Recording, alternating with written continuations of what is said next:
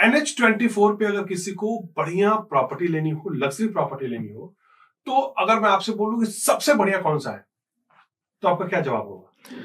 Sir अगर मैं सबसे बढ़िया की बात करूं तो ये डिपेंड करता है कि क्लाइंट का बजट क्या है। और अगर किसी क्लाइंट के पास उनका बजट 3 करोड़ के आसपास है तो NH24 पे प्रेस्टीज बिल्डर का प्रोडक्ट है, वो प्रोडक्ट बहुत अच्छा है, क्लाइंट उसको कंसीडर कर सकते हैं।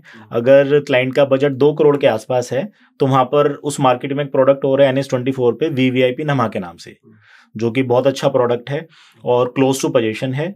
और मुझे जितनी जानकारी है उस हिसाब से वहाँ पर मेरे ख्याल से 1900 के आसपास का उनका एक साइज है जो 3 BHK है। 1985 square feet. 1985 square feet, right.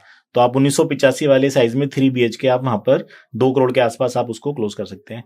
Sir VVIP builder, मैं आपको बताऊं, अगर आप थोड़ा सा VVIP के बारे में जानना चाहते हैं तो इनकी शुरुआत हुई थी राजनगर एक्सटेंशन मार्केट से, तो इनकी लेगेसी वहां से जुड़ी हुई है। और स्टार्टिंग से ही राजनगर एक्सटेंशन की मार्केट में इनके 4-5 प्रोडक्ट हैं और पूरी मार्केट के जितने दूसरे बिल्डर हैं मार्केट में इनका प्रोडक्ट उन सबसे महंगा ही रहा है स्टार्टिंग से ही, राइट। 500 रुपए के आसपास का फर्क चलता था स्टार्टिंग में। अगर मैं बात करूं 8-10 साल पहले, तो जो माल वहां पर 3000 स्क्वायर फीट पे दूसरे बिल्डर्स का होता था ये जनरली 3500 के आसपास ट्रेड होता था।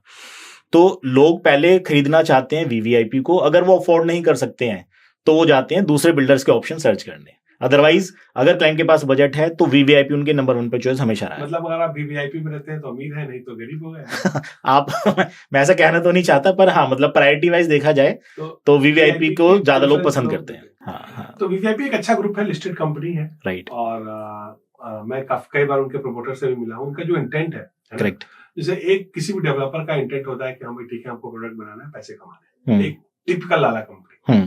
कुछ लोग होते हैं कि जिनको प्रॉफिट तो कमाना है लेकिन but they want to align with the values, है ना। जैसे मैं अच्छी लीड्स जनरेट करता हूँ तो आई वांट कि प्रॉफिट हो, ऑब्वियसली प्रॉफिट के लिए हम सब काम कर रहे हैं, लेकिन along with that customer satisfaction is also very important for me. मतलब एक बार को मैं प्रॉफिट ओवररूल कर दूंगा लेकिन मैं कस्टमर सेटिस्फेक्शन के साथ कॉम्प्रोमाइज नहीं करना चाहता।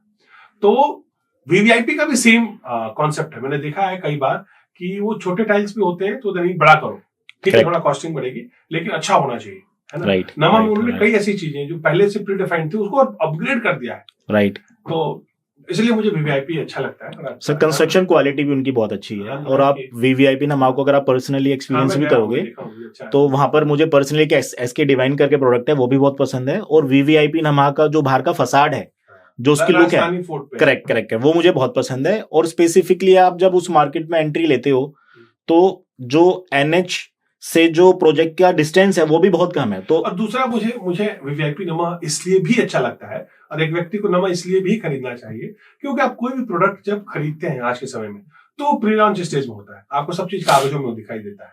लेकिन VVIP नमा में जाके आप अपने बेडरूम में जो अगर आप लेंगे तो उसकी खिड़की से बैठ के ये महसूस कर सकते हैं कि बाहर का नजारा कैसा होगा। बिल्कुल ठीक है। आप जाके एमिनिटीज देख सकते हैं कि हमारे बच्चे कहाँ खेल रहे हैं। तो मुझे लगता है कि देख के एक्सपीरियंस करके घर लेने की चीज है। लेकिन अभी समय ऐसा हो गया है कि बिल्डर आपको कुछ देखने नहीं देना चाहता, बिल्डर आपको साइज भी नहीं बताता और आपसे EOI ले लेता है। जी। तो आज के इस दौर में एक ट्रेडिशन से अलग एक बढ़िया अगर प्रोडक्ट मिल रहा है आपको तो आपको उसको चूज करना चाहिए। आपका मत मैं सहमत हूँ। और प्रेस्टीज भी, बट प्रेस्टीज भी आप जाइए, सैंपल फैट तो देखने को मिलता है लेकिन वहां पे भी बहुत सारी चीजें होनी है।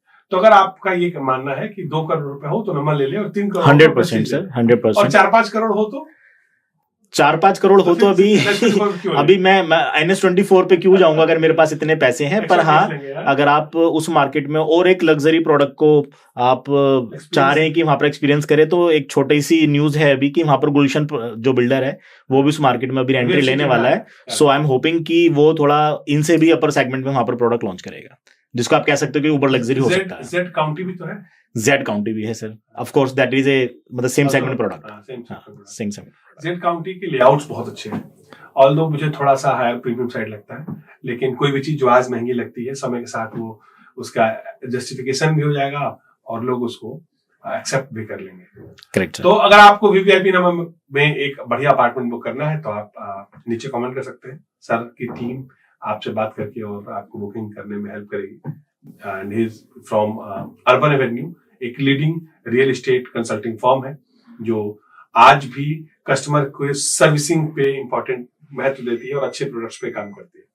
धन्यवाद।